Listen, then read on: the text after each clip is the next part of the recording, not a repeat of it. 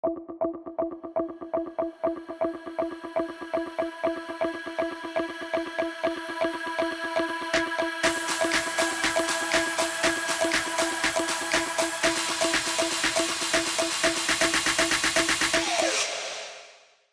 everyone, welcome back to my Product Chat series. Today our Product Chat guest is Dr. Bart, who posts amazing and honest product management related content. He is a product management teacher since past 3 years and last worked as a senior product manager at Microsoft. Bart has been in the field since 5 years now, and today I'm so honored to have him here to discuss about his journey as a PM and how others can transition into the field. Hi, Dr. Bart. It's so nice to have you today. How are you? I'm very good. Nice to be here, and it's just Bart. the, Okay. the the doctor part is only like in the academic setting, so I try not to like wiggle it around all the time. Okay, sounds good. So how about we start with your journey? How is your journey so far as a product manager, and how did you start? Oh, it takes me long years back. It started in my like first startup I worked, where I had several positions, but I at some point became a project manager who was supposed to make sure that the developers end the work and it's well organized. But as the time goes by, I was making more and more this ad hoc decisions on what is there to be done. And at some point, the owner of the company decided he wants to pursue other business ventures, and someone was needed to do the product choices. And I was the best and maybe the only one there to do it. It was a very small company. There Mhm. was no more than 20 employees at the best of times. So that's when it all started. I had my goal, I had my mission. I was developing an API sort of product, which I think elevated this company into where it is now. But at some point, realized that if I don't change anything, if I don't move on, I Yeah. will be the product manager at this company forever without any growth, without any new knowledge. And I started looking around, and it was a really, really rude awakening because it turned out that what was considered product management in the startup Mhm. was amateurish to say the least when it came to job interviews and trying to find a new position. And it literally took me 2 years of trial and error, learning how to perform on job interviews to land my first real like product management position, the like a very adult one, and it was more based on my subject matter knowledge in the area of recruitment and job boards rather than my product skills. But I proved myself there. I stayed in this company, it's called Stepstone, for Mhm. almost 2 years, where I learned the craft. And then I moved on to another startup, which was all about buying used cars and then selling them to used car dealerships, where we worked the company from nothingness, from like an idea on a piece of paper to a venture with almost 30 points in Poland, which was collecting as buying cars every day. Mhm. And then one weird day, I got a LinkedIn message from a recruiter at Microsoft Mhm. asking if I want to join teams of all things. I said, Wow. yeah, of course I do. Like, why the heck not?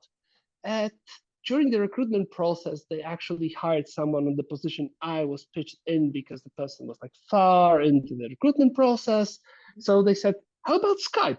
I say, what? Of course I want the Skype. I've been using Skype since it's like the version one. I recall like having fun at my friend's place in high school when we were amazed that there's a camera phone. There's like we are having the technology we previously saw in the Jetsons, which is like a cartoon from the 70s, right? So it was such an like hype, and well, it was a great adventure that unfortunately came to an end quite recently in January after the big rounds of layoffs in Microsoft, which had fortunately nothing to do with performance, just to do what had to be done in the current market situation. And here I am, and I'm starting a new job in April, but I'm yet to say where it is. Congratulations. You already got that job? You're starting in April? Yeah, that was surprisingly fast. It was quite different from the initial experience of looking 2 years to land a new position. Yeah, okay. I've been following you, and like when you were so honest about your entire journey. When I saw you even posted like a video on like YouTube about the layoffs and all that stuff, I was seeing that you are so like, honest about your journey, and you're actually helping others instead to get through this, layoff phase. So that's very nice of you, and I'm so happy for you. Congratulations on your new offer. Um, Coming to the next question. So you have like different experiences from like recruitment to like related to cars. You worked on like different products. When you actually got this job like as a product manager at the very beginning, how did you know you want to continue this as a career? How did you know you were meant for product management? I think that though I said that the initial product position was very amateurish, it Mhm. was still all that is great about product management. It was making choices, making bets, trying to make the best possible uh, decision to progress some initiative, some idea, some business forward. Mhm. And I always loved it because I'm not a person who's like founder startup material. I would be too concerned and too stressed that it's not going to work. But at the same time, product manager is like the junior version of it, that someone gives you their money, their product, their vision, and Mhm. you are the person to make sure it succeeds. And I think it was a good relation between the company owner and the startup and myself, Mhm. who as employees of him, and I hope he doesn't see this interview, but we were always joking that his every second idea is great and Mhm. the other ones are not so great. So it was always an art to make sure that the bad ideas are quickly dusted off and Mhm. never spoken about again, and the great ones had the right people, right mindset to get polished to the point where it reaches the clients and it's successful. So that's when I knew that that's what I wanted to do. And when I moved on to Stepstone and saw the mature version of it, the data-driven version of it, the big money version of it, I want to say it was even better. You could go to a dashboard and see your ideas working out or Mhm. not, and learning, adjusting, making it better. And this loop of feedback is really all that product management is about when you consider that like down to earth working with product developers version of this position. I like that. Okay. So when you already mentioned like what you like and stuff, but generally, what's one thing you love about your job and one thing you maybe dislike about your job? Well, the one thing that I really like is making sure that I'm the person that connects the right ideas, people, and helps people who don't have as much experience as I do their best, do find that mix of leadership, of the right words, of the right questions asked at the right time. And what I hate is when it's all taking far too long. It's always so frustrating uh, when you want to see something happen, when you have some time estimate and then a bug appears, or something was much more difficult, or a partner that is external did not deliver on the promise. And for one thing, you are frustrated because you just want to see it happen. People who work with you on a senior level are frustrated because you promised something else, and you still can't like just be mad about it to your developers because it's sort of normal. And I think I lost my cool maybe once or twice when I felt cheated by my team, but I actually liked the fact that it happened because they knew that Mr. Nice Guy is only there if they keep their promises. And when they saw that I have my borders, that you can't fool around too much with me, it actually set the tone right. So I liked like an approach from some of my teachers in the past who said, on the day one, I give A's to all of you, and all you need to do is prove to me that I was not right to give you those A's. And this always resonated with me, and I try to have the same approach to people I work with. I like that. Okay. Um, so you already mentioned like some of it, but like overall, what's in a day in the life of a product manager? Well, it will be different for different companies, but for me, it always starts with, well, checking the dashboard, seeing if I can see anything new. Sometimes it's not needed daily, but sometimes if you have an A/B test or there's such like crucial part of a rollout of a new thing, you want to put your finger on it. But also what was taught to me by one of my first mentors is that it's pure hygiene to look at the data like the first thing in the morning, because you may find that overnight the marketing campaign broke or the payment system broke or whatever. It might not even be like your fault, but like the partners screwed up in some way. And it's always best if you're the first one to notice, sometimes even before automated alerting, which didn't account for this particular scenario. And I've managed to catch at least a few issues this way. And there were some red herrings, true, but the red herrings were due to data issues that were also uncovered. So making sure you don't have false negatives is also part of it. And then you basically start a meeting, you run it until lunch, you have a break, and then you have another meeting until you go home.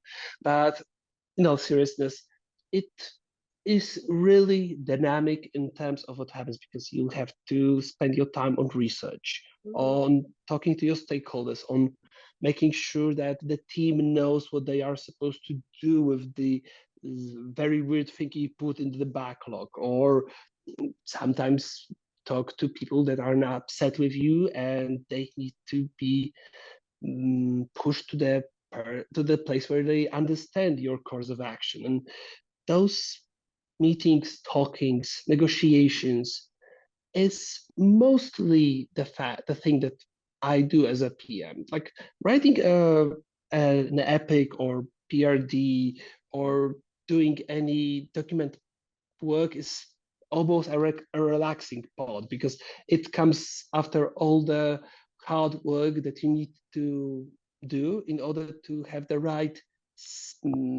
set of knowledge and mind space to even write those documents. Exactly. So it's more talking than writing. I completely agree. Yeah. In Skype, we used to have this very funny joke, because I sometimes put like only a title epic into the backlog to fill it out later. And when I forgot about one of them and they wanted to like dissect one of those epics, and they said, hey, it's only title. And it's like, come on, if you can't understand what you're supposed to do without if you can't understand what's supposed to be done just by title, that means that this epic doesn't make sense at all. I agree. Yeah, because like I recently started working in product management field, and I realized that I cannot write epic or user stories or anything till I have all the requirements set in my mind. Okay, that answers all my questions. Otherwise, I cannot put it down. So I completely agree with your point. Um, So a lot of people who are new in their career, who wants to get into product management, are actually my audience. So for them, I would like to ask, what's one thing they need to have in themselves that would make them a good product manager? Patience, I would say, and very good communication skills. Being able to say the right thing at the right time to the right person is something that comes in time and really helps you to, well, progress. You can elevate yourself from a mediocre product manager to a great one if you are able to find the right words, even if the things don't go your way or things are delayed. And with the right communication, you can really what do you do with mines? You make sure they don't blow, and the process is called disarming. You can disarm a lot of uh, potentially dangerous situations. Okay. So so you Hmm. mentioned about like patience and communications. What is one aspect of the role that you would think anyone needs to keep in mind before transitioning into product management?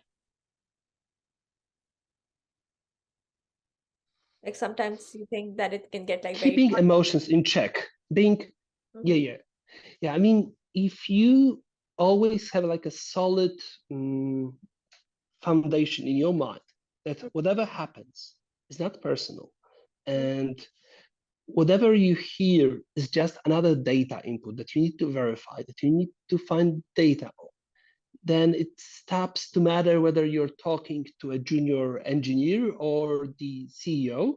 mhm, You wash out the stress or the ignorance that may come with such a conversation, and you just treat it as a data point. And really, all that is to create a great epic, great product, and develop it in a great way is to be able to work with people and be able to pinpoint your bets on mhm, which data inputs you need to work on. CEO might be coming from a totally different background mhm, and give you information that absolutely is worthless. Like just recently, I've heard a story of a head designer, I think, from Apple mhm, that went to a retailer and he wanted to reproduce everything that made Apple stores great mhm. in this like Walmart type of shop. I don't remember the name, but Okay. it failed completely. And he was fired after 2 years. The big hopes that an Apple success story person brought with it was completely crushed. And at the same time, I can count many times where I would be working with the engineering team, developers, Mhm, and they would just say something that would then resonate in my mind, sparse a research, mhm, came to a great epic and a product improvement. And I could say that this person, you were the inspiration for it. You were the person who said the right thing during the brainstorm that set it all in the motion. And then there were people all around and a great product manager to recognize that this singular point of inspiration is the right thing to follow up. hmm. I love that advice though. Really good. Thank you.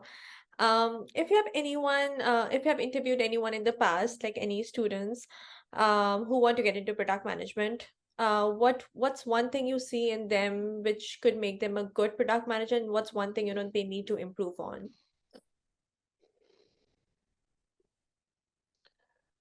Oh, that's a difficult question. I think that the biggest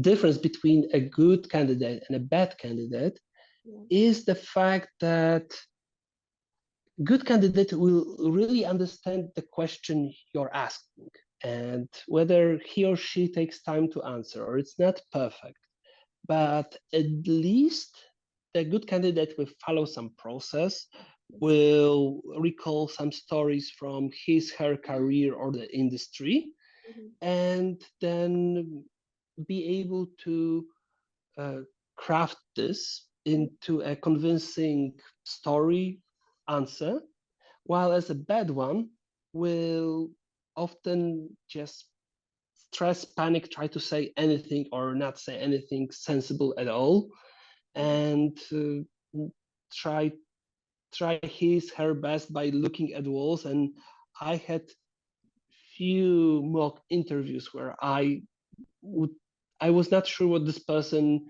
is doing on this interview, as it clearly wasn't working, and there was no right product sense, no right process to their answers. And sometimes they would accidentally stumble on something that made sense. But when you started asking them about things that didn't make sense, or just point out the like lack of logic, they would be like, "Oh, I'm so ashamed of myself." And it's like, I'm not forcing you to give me an answer. You had your time to think about it. You could take notes.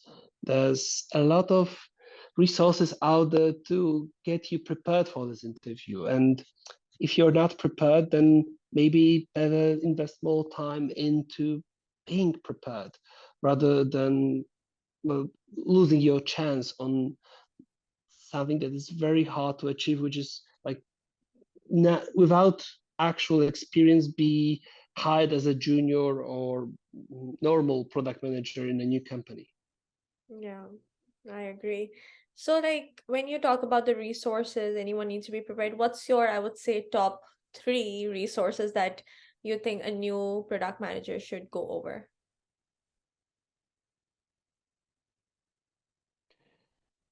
I of course I'm biased and would recommend my courses, Yes. but other than that, I would say that LinkedIn is generally a great source of inspiration. If you follow the right people, you will get a constant stream of articles, posts, videos that you just need to spend half an hour a day to collect, consume, and in time it will amass to a great sum of knowledge that you can use in your interviews and your day-to-day work.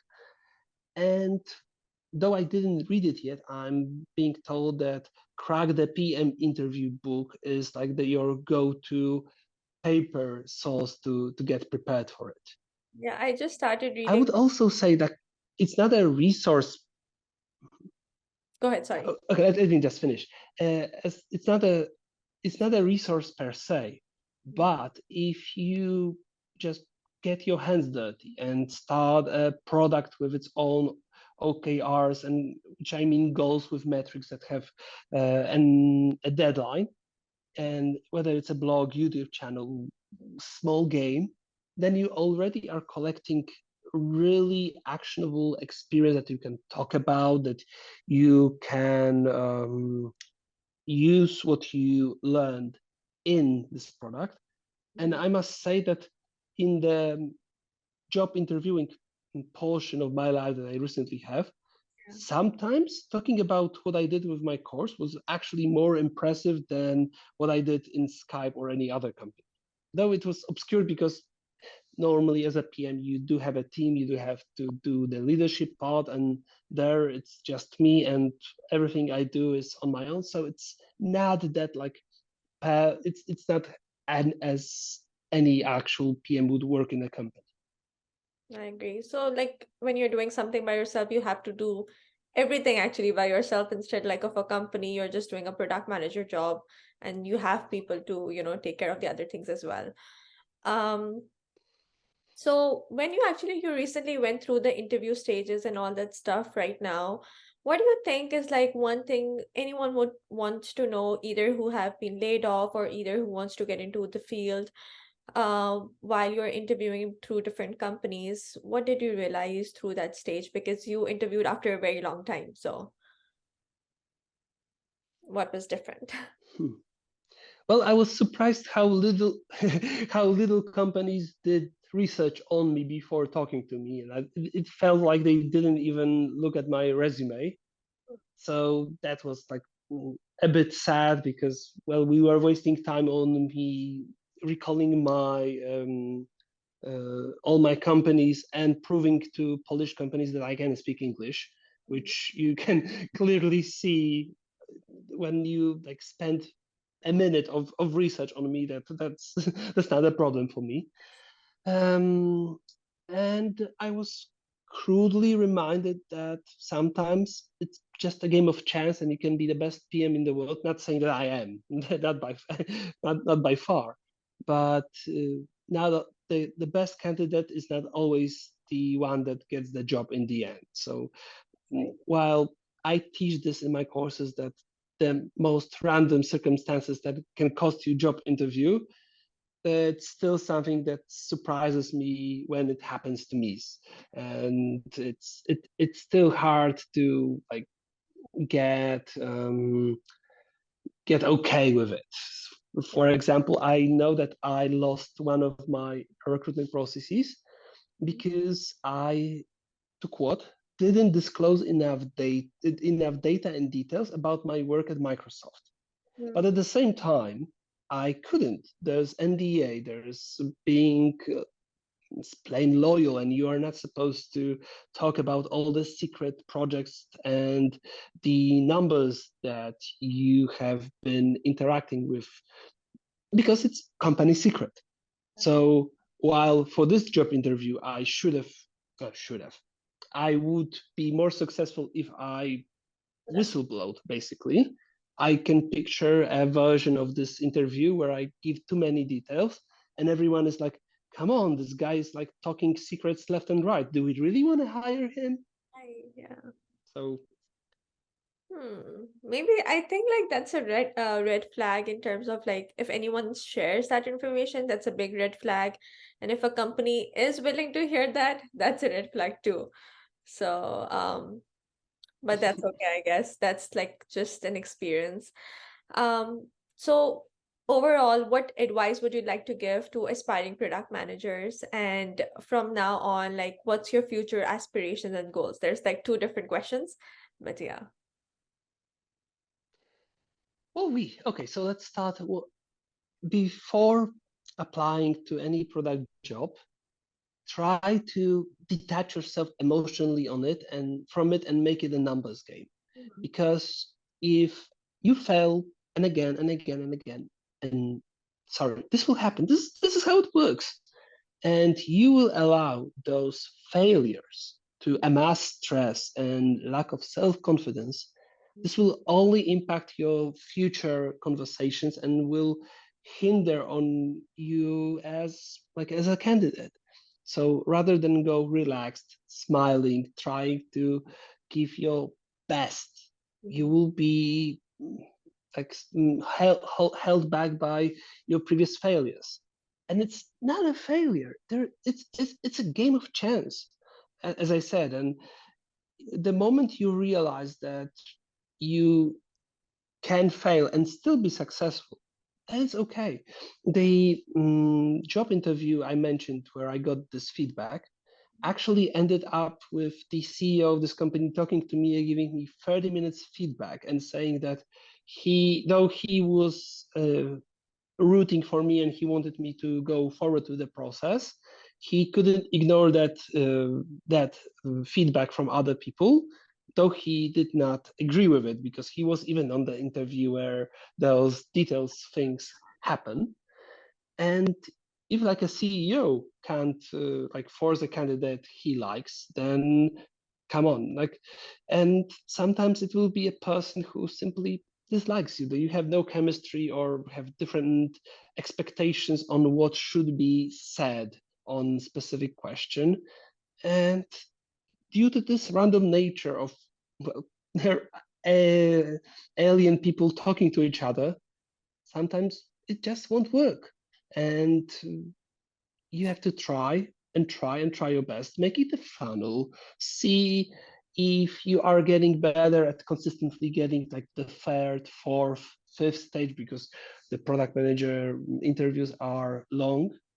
And especially now in the market, there's a lot of candidates. There's a lot of people like myself who worked in like big tech and now are available for hire, companies will try to get the best candidate out there, and there will be longer processes and if and stronger competition. So it's even harder right now. So don't be your own enemy when it comes to those job interviews. Yeah. And what was the other one? The other question was, what are your future aspirations or goals? Oh, like long term, I would like to be my own boss and like live out of like content, creating courses, mentoring, helping people. But for now, I see that I still have to stay on being like a normal contracted PM, because for one thing, there's still things for me to learn and then translate it to knowledge I can share to others. Uh, Being a PM is also a great source of inspiration for the content. So it's like in a symbiotic relation to begin with.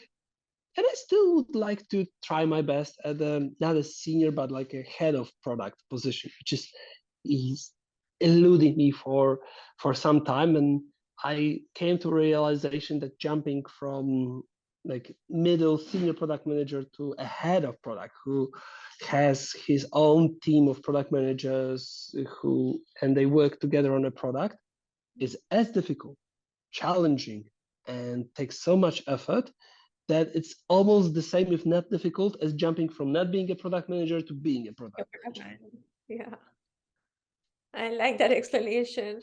I think that sums up all my questions. Again, thank you so much for all your help. This was very helpful, so insightful, and congratulations again on your job offer. And I'm always following you on LinkedIn. You have really good content, so keep posting that. It's like really inspirational for all of us. I will, and in fact, I said yesterday and like planned my post 3 weeks ahead. So there's more coming, I can assure you. Wow. Okay, sounds good. Thank you. Thank you. Have a great rest of your day. You too.